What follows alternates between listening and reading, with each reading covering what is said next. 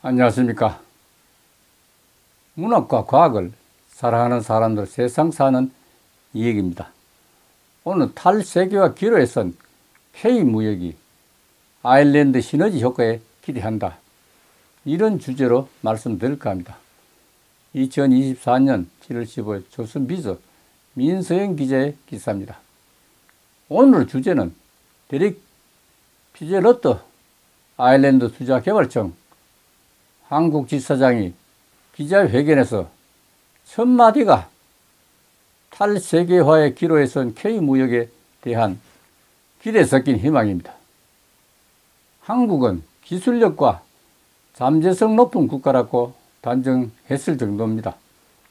어떤 나라에서 왔건 12.5%라는 법인세 혁명으로 글로벌 기업의 허브가 된 아일랜드는 여기서 12.5% 법인세라는 것은 대단한 이익입니다. 아마 세계에서 가장 낮을지도 모릅니다. 지금 한국은 17%에서 23% 사이에서 법인세를 받고 있는 것 같아요. 그러니까 거의 배 정도 낮다는 얘기가 됩니다. 생명과학 분야의 반도체, 여기에 핀테크까지 세계에서 유일한 나라인 한국 분야가 같기 때문에 한국 기업들과 협업에 큰 기대를 걸고 있다고 데릭 피제러터 아일랜드 투자청 한국에 대한 기대 섞인 희망입니다.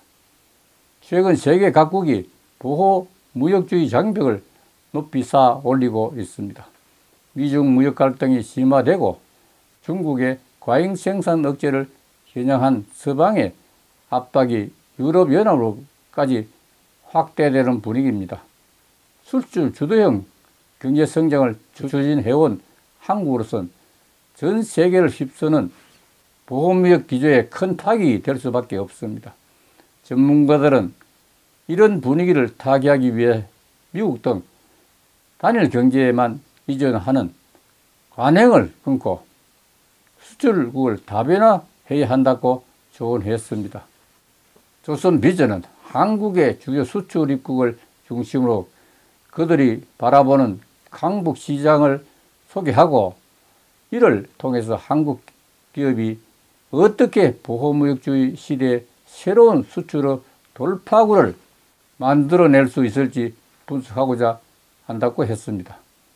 한반도의 3분의 1 정도밖에 안 되는 작은 면적의 인구는 겨우 500만 명인 작은 섬나라 아일랜드는 영국의 오랜 식민지를 받았던 지금은 1인당 GDP로서 세계 1, 2위를 다투고 있고, 조건 없는 12.5%의 법인세율을 고정시킨 법인세 혁명으로 세계 다국적 기업들을 몰려들게 만들어 유럽 시장 진출을 위한 관문이 됐습니다.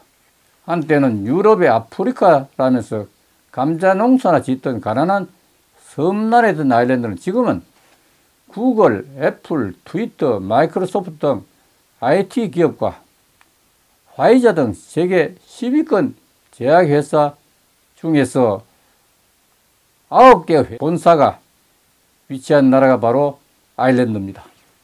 이렇듯 관광에 의존하는 유럽 내 다른 나라들과는 달리 아일랜드는 다국적 기업들을 계속 속속 유치하며 국가 경제를 뒷받침하고 있습니다. 특히 브렉시트의 반사작용으로, 브렉시트란 말은 영국이 유럽연합을 탈출한 걸 말하죠. 이 실패를 반깁니다. 그래서 특히 브렉시트의 반사작용으로 고통받는 영국과는 달리 아일랜드는 오히려 호황을 누리고 있습니다. 영국 일간지 가디언에 따르면 브렉시트 이후 아일랜드 동남쪽 로스레 항구의 운송량이 5배 이상 늘었다고 합니다.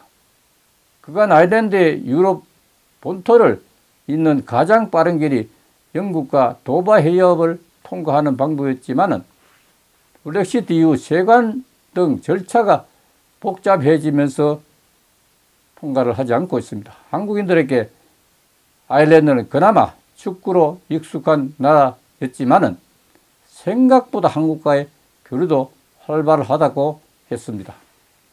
꽤나 오래전의 일이지만 일제강점기 아일랜드인 조지 쇼가 세운 무역 선박 회사를 통해서 한국과 접점이 생긴 아일랜드는 지난 몇 년간 계속해서 무역 증가세가 급증하고 있다는 사실에서 알 수 있다고 했습니다. 그럼 오늘 여기서 마치겠습니다. 감사합니다.